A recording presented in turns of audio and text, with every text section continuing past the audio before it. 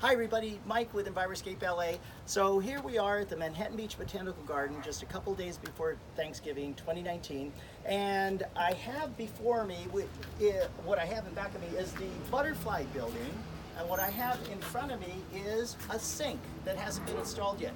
So what we're going to do is we're getting the hardware for the sink. We're going to actually install the sink, but here's the caveat. The caveat is that the sink is unlike most other sinks. I'm gonna show you how a gray water system is installed.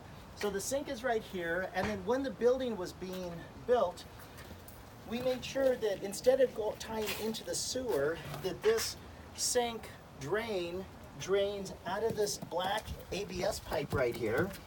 So we'll do another video at a future time that actually shows the sink once it's installed. But I just wanted you to see. And then before these bricks were laid, we actually ran the ABS pipe over to this direction.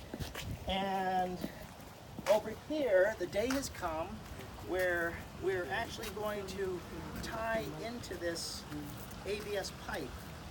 Now mind you, when the whole goal of water is you want to be able to slow the water down in the landscape. And the reason why it's a little bit noisy right now is because we have a waterfall right here that we built.